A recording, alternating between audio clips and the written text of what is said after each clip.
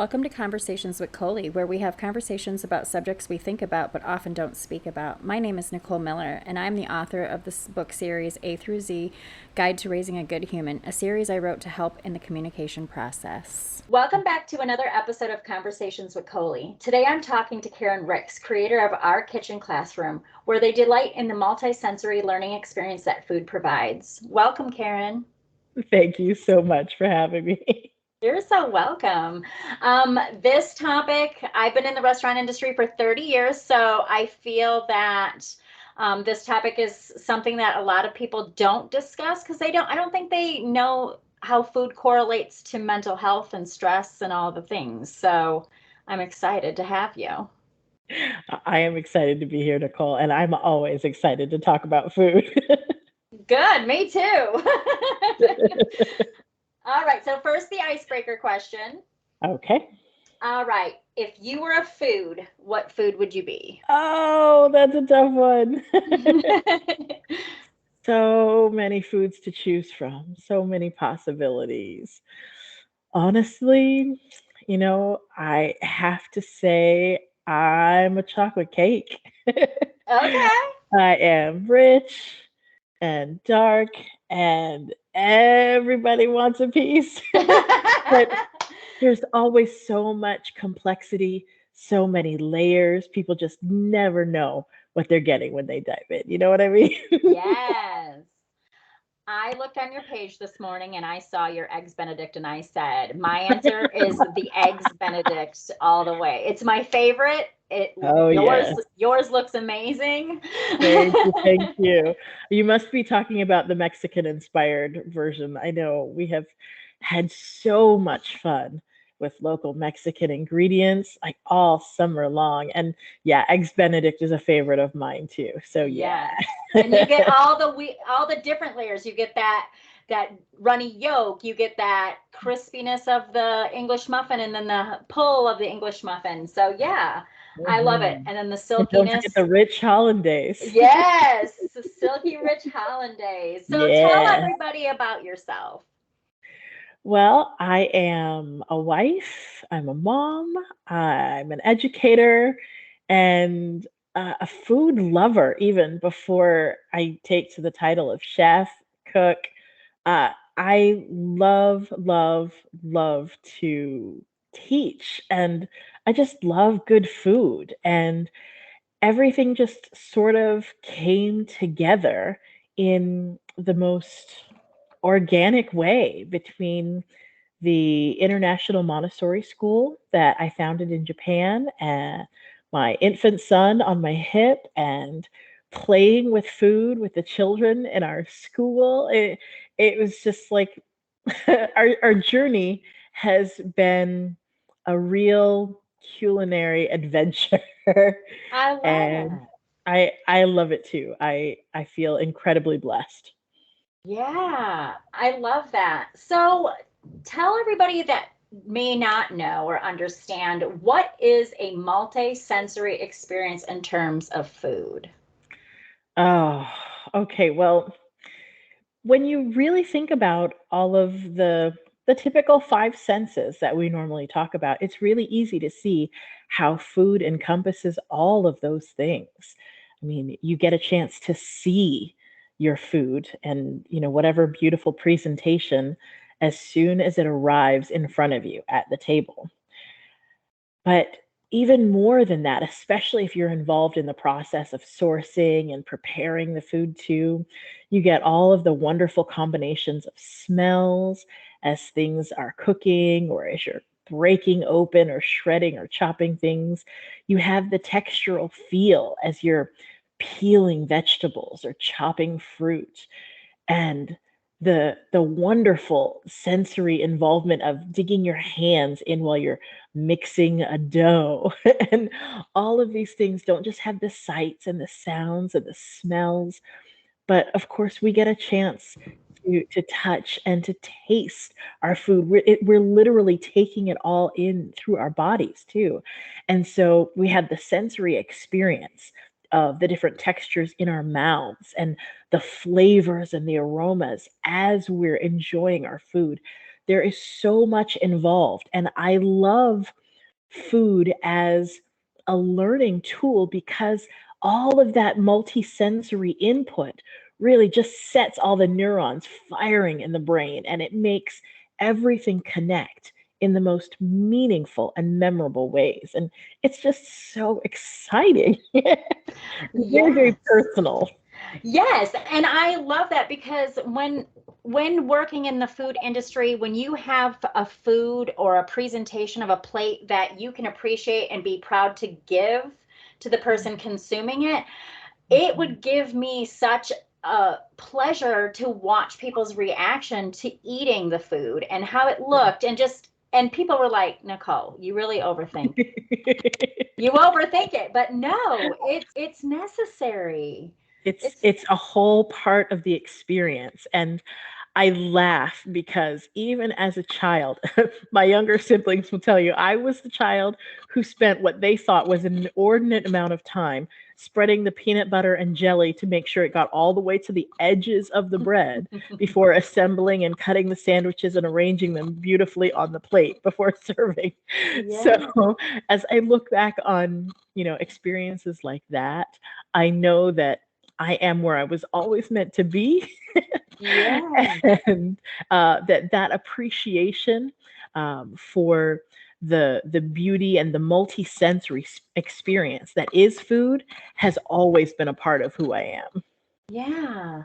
So how can multisensory eating and taking in food be beneficial to mental health? Oh my goodness. Well, I have to say that, I agree with what you said earlier, that it's not something that a lot of people think about, but mindful eating is one of the things that first invited me on a personal journey outside of diet culture and really back to myself.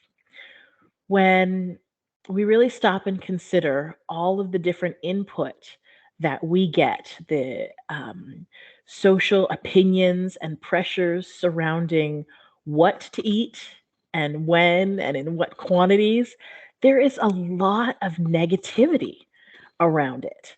And it's become so commonplace today that many of us don't even question it anymore. But what we have a tendency to feel, what really sticks with us or what stands out, I mentioned that word pressure, but there is a lot of really kind of an encouragement not to listen to ourselves, our own desires for food, whatever that might be, our our innate cues for hunger and fullness, usually in some sort of external attempt to fit into some societally accepted mold. And unfortunately, what that does is it often deprives us of the ability to actually just enjoy what we eat and what we drink. And so, one of the first things that I love to do, what really kind of took me out of that, as I said, it was mindful eating, but it was more than just being aware of what I was eating or drinking, but it was really enjoying that experience in the same childlike way as the young children with whom I spent so many hours preparing and celebrating the experience of having a meal together. And there is such a burden that is lifted from our shoulders when we really and truly enjoy the freedom to just eat and drink and appreciate all of that multisensory input without having to compare it to something, as good or bad, as, healthy or junk food, as, something that you're allowed to have or something that's cheating and, should kind Mhm. of be hidden or secret.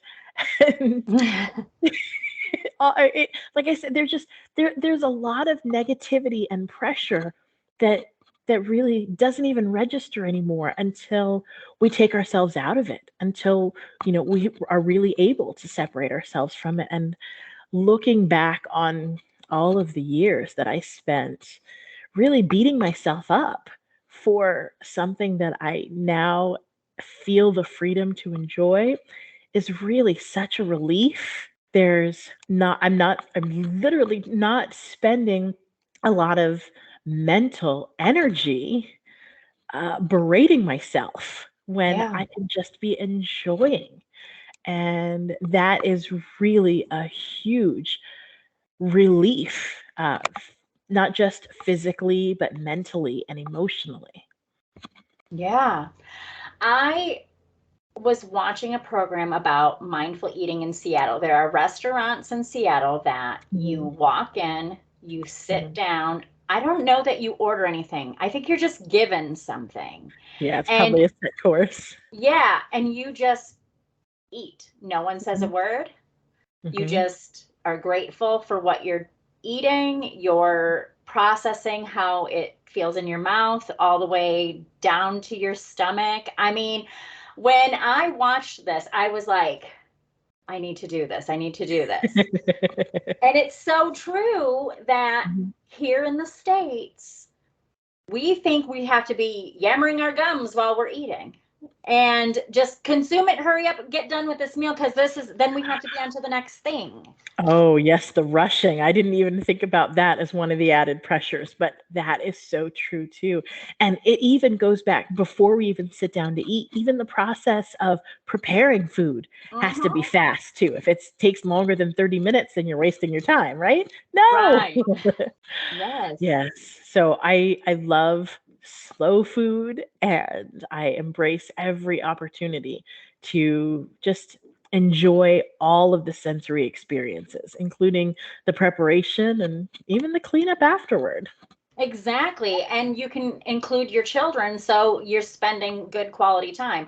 We, Exactly. yeah, we turn on the music and we make homemade things because I found it's less expensive for my family if I cook Mhm. from scratch. Yes, It yes. can be tweaked how I like it and my family likes it. Mhm. Mhm. it it can be so many things, and then when we sit down and enjoy it and we can kind of look at each other with our mouths full and just kind of give that yes, that Mhm. nod, that mm-hmm. Exactly. Yes, yes to all of those things. And I think that nowadays we don't think about that stuff. I think that this is something we did maybe in the 80s, in the 70s, maybe the 60s. I don't know. I wasn't really around, but I don't think we do it anymore. I don't think we do it in the modern day. There is so much pressure to spend our time and our energy and our effort doing other things. And quite frankly, it's more profitable for those whose business it is to produce the foods, the Yes. prepared and packaged foods, to separate us from the desire even to experience the process of preparing our own foods. But as you mentioned, that's something that I relish doing and something that I have done with my own child and with lots of other children of all ages. And when I say children, I mean adults too, because I'm just a big child at heart. But with children of all ages, when we have the opportunity to really throw ourselves wholeheartedly into that process of selecting and preparing the foods that we really want to enjoy, it is its own special love affair, and it is an amazing sensual experience. And it's a joy to behold when people are able to step outside of the diet culture norms that they don't even realize they've normalized and really just begin to embrace the beauty of the process Mhm. and find and really satisfy their inner child. I agree 100%. So, why is it important to make eating an experience? I think a huge part of the reason that it's important for me personally is because throughout my lifetime, it hasn't always been something that I have been able to enjoy, whether it was a matter of food scarcity in my childhood or just the added pressures of trying to be and do all of the things and keeping up with the rigors of the rat race. Uh, Being in a place now where I have, quite frankly, the luxury of selecting the foods that I actually want to eat, and being in a really privileged place of being able to prepare the foods that my family loves. It is a pleasure and a joy to gift them with that experience. It's a gift to all of us because Mm-hmm. it's something that we have the opportunity to share with one another.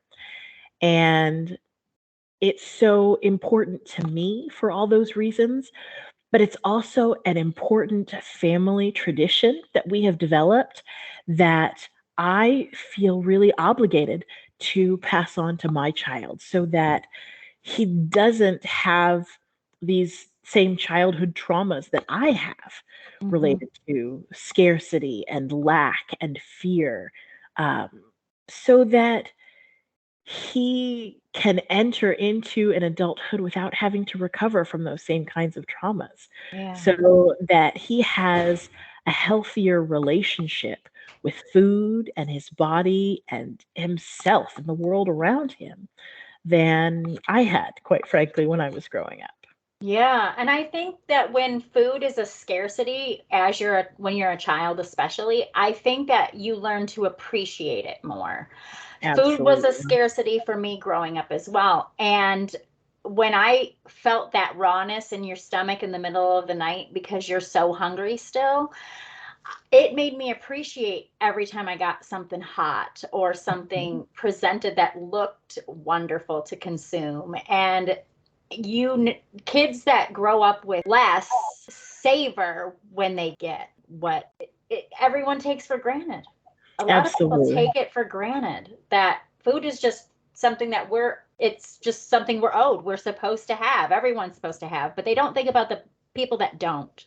Right. And obviously, in an ideal world, everyone would have plenty, Mm-hmm. and this wouldn't even be an issue.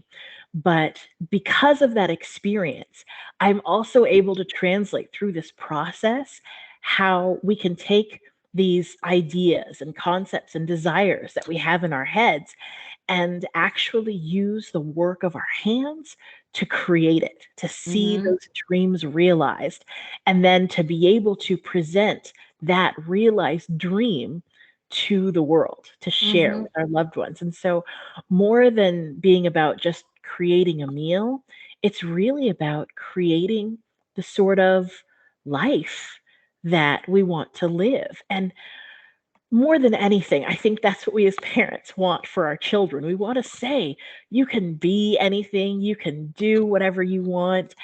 But more often than not, that's not necessarily the example that we live for Mm-hmm. them.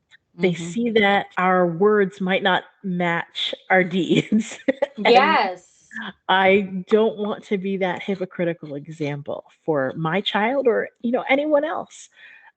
And so this process of taking the different foods, the different flavors, the ingredients, learning and studying how we can bring them together, and then actually making it happen when that's what we desire, it's a lesson that we take from the kitchen and we spread around everywhere in our life.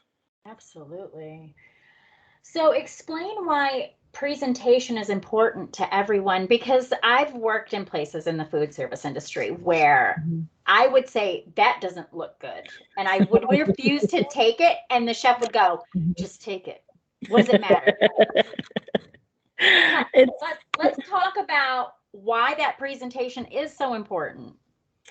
it really, really is important, and it's not something I think, again, you really realize until you see something that, like you identified, just doesn't look so good.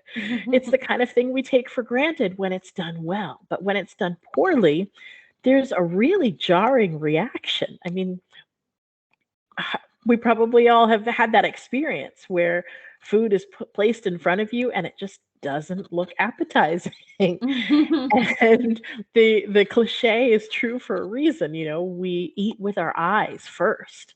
What we see on the table before us sets a specific expectation of what we're going to smell, what we're going to feel, what we're going to taste, and how we're going to feel about it. And so when someone has really taken the time to select the plate or the bowl in which something is being served and to lay it out in a really beautiful and appetizing way, it's an invitation to enjoy. And we all want to receive a lovely and well thought out invitation before we dive into a meal. And when it looks good, then we can get excited about that prospect. When it doesn't, that might make us a little bit concerned or even fearful and not want to eat. And it's one of the reasons that I love encouraging my clients to play with their food, because the process of putting together a beautiful plate is really something that requires some practice and experimentation and honestly getting things wrong so that Yeah. you can figure out what works and what doesn't. And there is so much of our individual personalities and our own experiences and expectations that go into that process too. So it's different for everyone. But again, when it's wrong, it might not be something that's really easy to identify, but it feels wrong. But when it's done well, oh, that is really, really something exciting to behold. And like I said, a real invitation for more. Because, like you mentioned, coming into a eating experience with a child's outlook and the way a child does. When I was 5 years old, it was important to me that my mother had this specific bowl, and I would get excited when I would get this bowl. It was a metal pink bowl. My Mhm. Rice Krispies milk and sugar would be in this bowl, and I appreciated how the sugar stayed in the bottom with the milk. And when I would finish the milk, it was still cold because of the metal bowl. And I went through that whole thing, Mm, 5 years old. And I yeah. tell my kids, and they go, "You went really deep into that bowl of cereal." Yes, I did. And it's the best bowl of cereal I've ever eaten in my life. Mhm. Well, and just the very telling of that story is a reminder of how much all of those different sensory experiences not they don't just stay with us, but they really continue to shape our expectations in the future. If you were to go for a bowl of cereal now, you would want something that's going to be cold, that's going to help you recall with warm, nostalgic feelings, that first metal bowl of Rice Krispies that helped you to feel safe and secure and loved and well fed. hmm Yeah, I think that was These the are best thing my mom made me, except she's made some stellar peanut butter and jellies too, I have to say.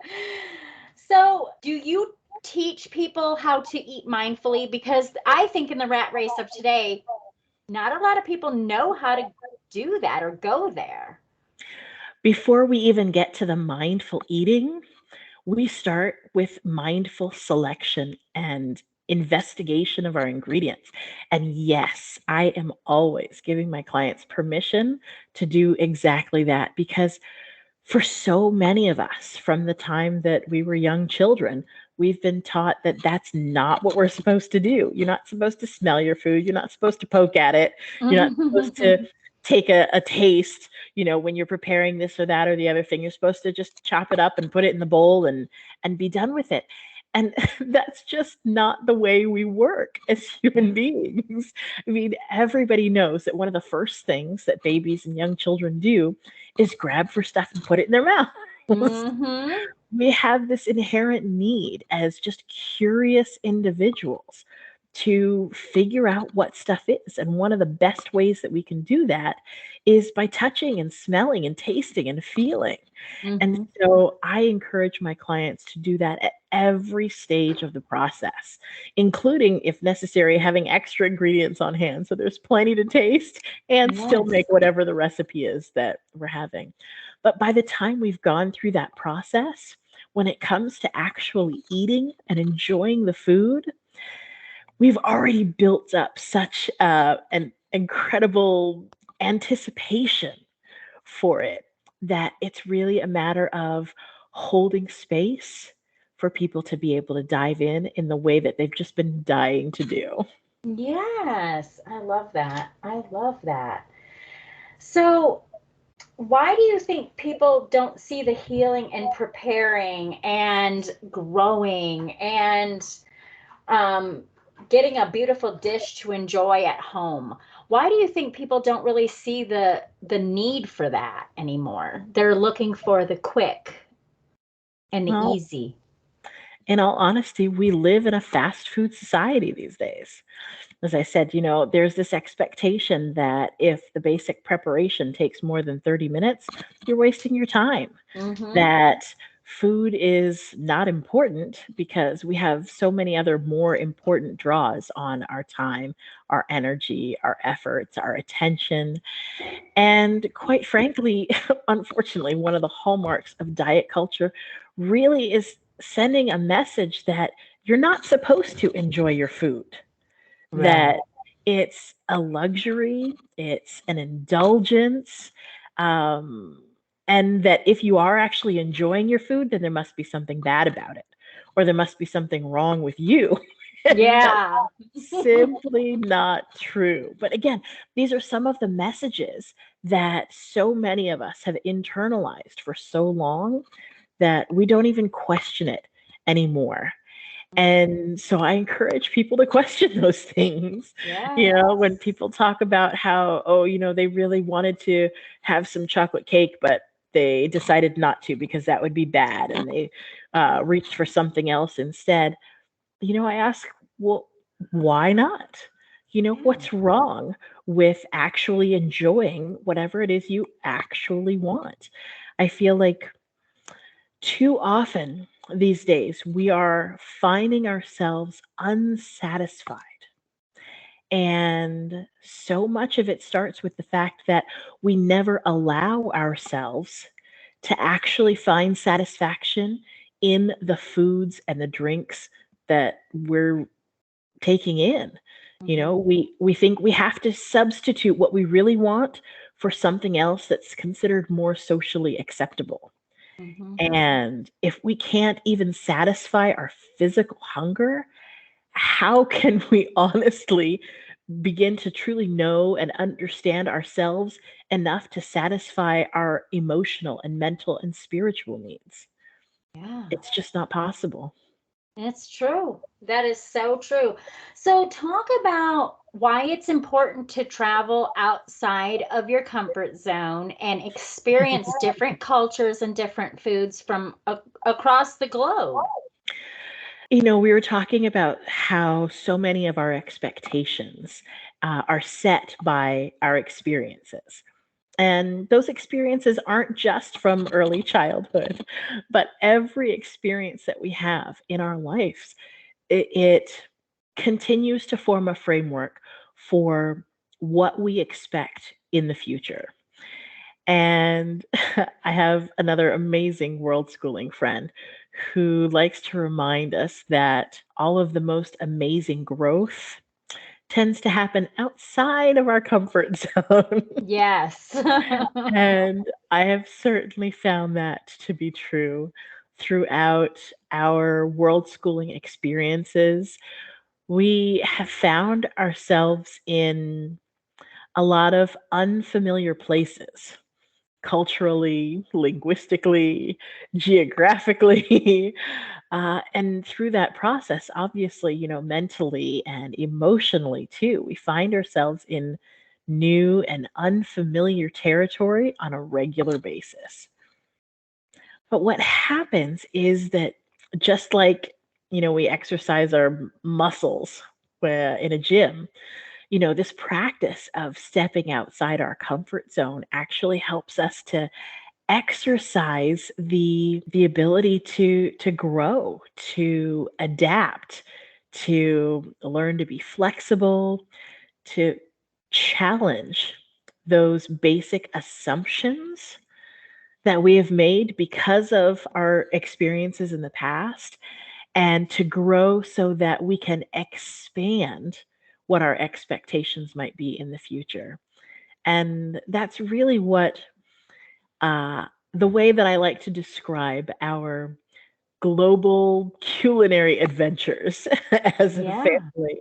And I remind people all the time that these travels, our world schooling, it's not just about educating our child, but my husband and I are constantly learning through this process as well. Yeah. And we are always expanding our experiences, our vocabulary, and our palates, when it comes to new to us foods and Mm-hmm. preparations. And all of these things help us to expand our understanding of the people and the world around us, and also the possibilities of what can be in the future for ourselves and for everybody and the world as a whole. Yeah, yeah, I agree. I found that experiencing other cultures' cuisine helps connect you almost for that little half an hour, however long it takes you to have whatever it is. And it really does like expand and broaden your mind into trying new and different things and listening to your body more and saying, okay, these are the things my body likes, because Mhm. sometimes our bodies will reject what we're sticking into them. This is true. Do you Very find true. that in your traveling? Do you find that to be the experience that you're getting? Absolutely. We are learning so much about ourselves every single day. And that part about connecting to food absolutely does connect us. And one of the reasons I love sharing the experience of food preparation with other cooks and chefs and moms and grandmas and children and everybody who enjoys the process of preparing food too, is that there is so much more about us that is similar than is different. Mm-hmm. And we have so many opportunities to connect, to see the truth of ourselves in one another, even when we don't necessarily speak the same language. Mm-hmm. Food and its preparation has been an amazing method of communication as well. Yeah, I love that. I am so glad that you came on to talk about this because I don't think people associate that food and mental health and physical well-being goes hand in hand and is quite necessary. It is absolutely necessary. And I know that the challenges that so many of us have faced that were the most unexpected over the past couple of years have really been the sorts of mental health challenges of confronting a living situation, a world that was just very different from what we have always been taught to expect, Mm-hmm. and confronting those changes and our discomfort with the changing reality has really, really been challenging. But what's so exciting is that this very simple process of continuing to challenge ourselves and just working to meet our needs with whatever the next meal is a process that we can use not only to better understand ourselves, but to work to focus on really being present in the moment to tackle whatever challenges we see right here in front of us, Mm-hmm. and to carry us into in the most practical and useful way on a daily basis, um, to give us the assurance that we do have the necessary skills to make it through whatever other challenges are coming our way. Agreed. Agreed. And the other thing that I like is when it's my day off, how I disconnect from the outside world is I might throw on something in my crock pot, turn on Mhm, some music, clean my house, spend time with my family, joke mhm, around, just cut up, whatever. But that smell in the house, that aroma, mhm. that excitement of waiting for that crock pot to be finished is what I live for every week. I can't wait for my day off. And I think that a lot of Exactly. people need to stop and think like, if you break it down that simple, you could really find happiness in those small moments. Absolutely. And the joy that you're describing in that sensory input, even if it's just the aroma of the food that's cooking in the background while you're enjoying whatever else is going on in your life, those are really important connections for us to continue to make and to share with the people that we love, because those connections are a huge part of what many of us have found lacking during Mm-hmm. these last couple of years. It's been really challenging. So Agree. I'm so glad that you have that to look forward to. And that's exactly the kind of thing that I help my clients discover for themselves, the ways that they can find those moments of connection and joy and meaningfulness in something as simple as a process that, they may have considered tedious or Mm-hmm. unimportant before. Mm-hmm. Absolutely. Absolutely. So, do you offer any programs for our kitchen classroom? I know about it, but how does everybody else find out about it? I sure do. In fact, the best way to find out what's going on is to visit our website at ourkitchenclassroom.com. And you can find me across lots of different social media platforms too. We have a business page on Facebook that's also Our Kitchen Classroom, and a YouTube channel where I offer some demonstrations of a variety of different types of food preparations and snippets into our life and our travels around the world. You can see pictures of some of those things over on our Instagram channel, hashtag Our Kitchen Classroom.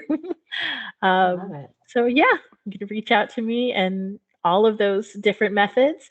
And I offer one-on-one, small group classes, things that are live, things that are pre-recorded.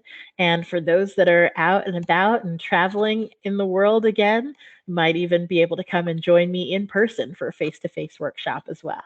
Oh, awesome. I was scrolling the business page and I will tell you, I was like, I hope she does lives. I want to learn how to make this. Oh my God, that's amazing. Your plating, everything is just so exciting. So I am so excited that we connected because now I'm in the audience, I'm on the trail of experiencing food from a different perspective Yes. because you break it down even farther than me. I thought I was crazy.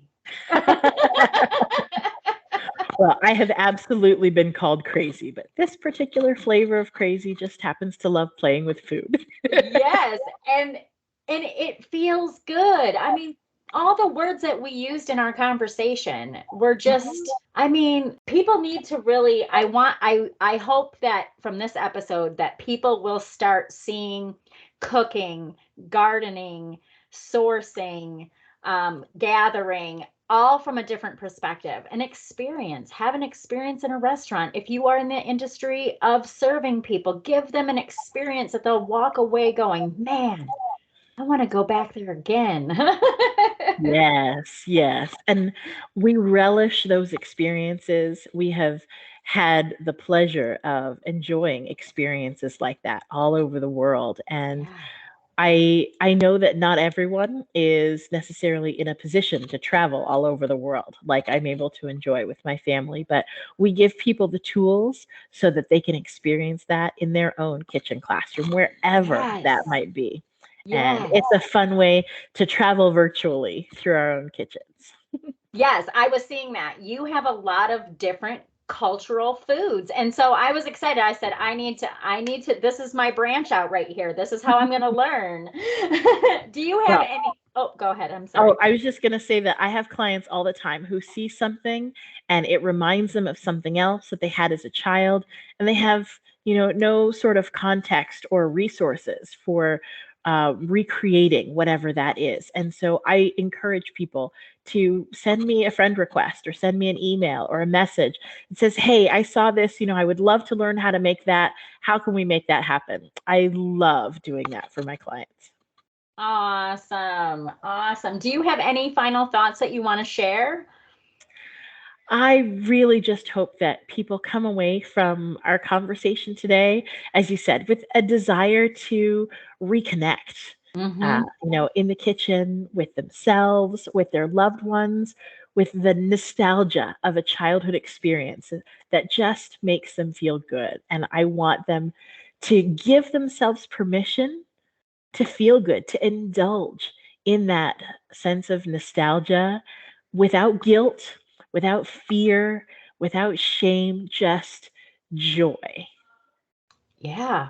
And eat the cake. Yes, absolutely eat the cake.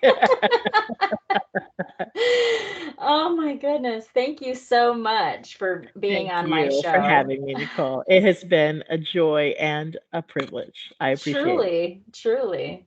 If you liked this and other episodes, please click subscribe, like, and share so others can enjoy them too. Thank you so much for listening.